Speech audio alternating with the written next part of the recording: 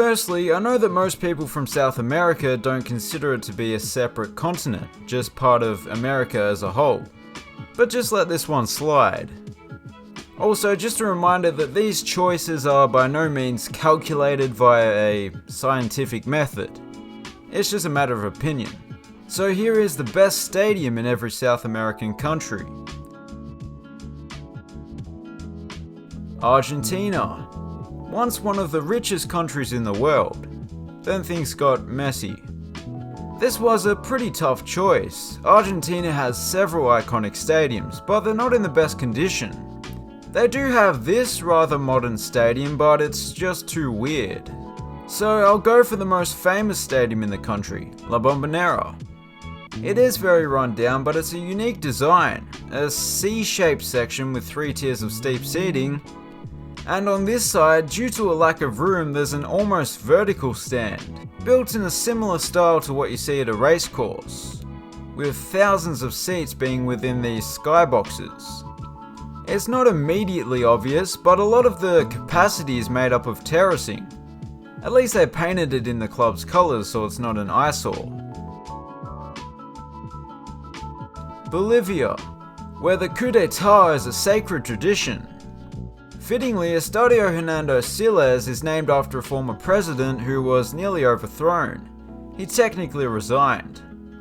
Anyway, it's the highest stadium in the world used for international football, La Paz being a little over 3,600 meters or a little under 12,000 feet above sea level, which is approximately the same elevation as the peak of Mount Fuji. Some people say it's unfair that the Bolivian team has such a strong home field advantage, but that's ridiculous. The city is where it is. I mean, some countries have like 100% humidity all the time. The venue is approximately 20 coups old, and it isn't in fantastic shape, so there are plans to upgrade it. But despite this, I still think it's the best in the country in its current state. I love how it sits right in amongst these high-rise buildings. And due to the lack of any roof canopies, it really is like the surrounding buildings are right on top of the field. Brazil. They have big nuts, but they taste terrible.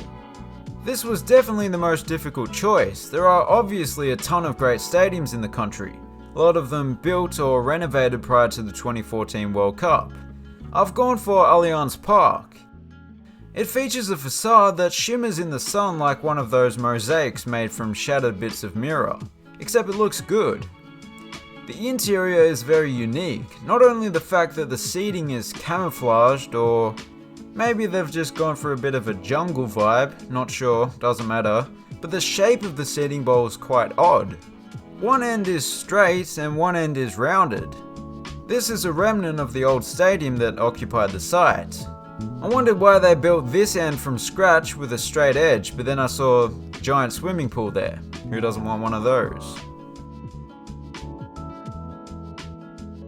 Chile, the southernmost country in the world if you don't count overseas territories. No wonder it's Chile. Estadio Regional de Chinchue might be a bit of a surprise to many, because it's home to a club that isn't even in the top tier of Chilean football. But the design is extraordinary. The way it opens up to offer the spectators a bit of a view of the surrounding scenery in particular.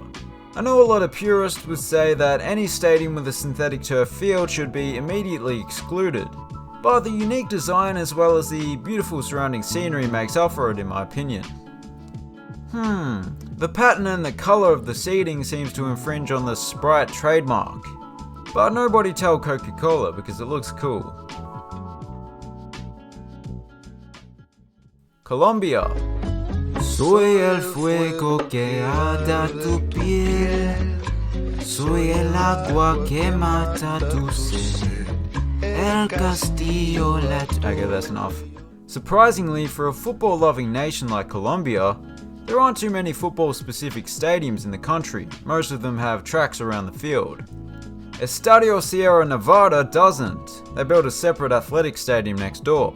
But that's not the main reason I chose it. It's a modern all-cedar that looks rather nice, as does the backdrop, which is what the stadium is named after, the Sierra Nevada mountain range. Interesting that there is such a wide concourse in between the two tiers. You don't see that all too often. But yeah, it's a cool place. Ecuador. The name is an enigma. Etymologists suggest that it could be linked to the ancient ritual. That would be it, wouldn't it? Estadio George Louis Capwell has a very Anglo-sounding name. And that's because it's named after the founder of the club that plays here, who was an American. The stadium was renovated just a few years ago and it's looking absolutely stunning. It features some very unique facades that are reminiscent of somebody peeking through some blinds, as well as some very steep stands with skyboxes galore once again.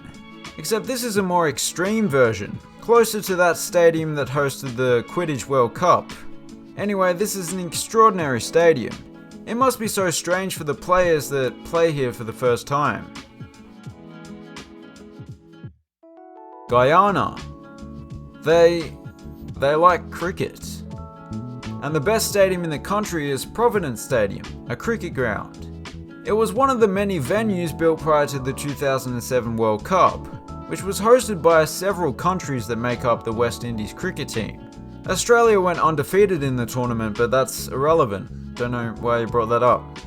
It's a fairly similar design to several other Caribbean cricket grounds. It's even got a bit of a grass berm, which is always a plus in my book.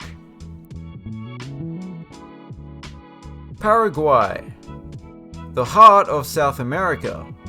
Actually, more like the stomach. Heart's probably somewhere in Brazil. Estadio General Pablo Rojas.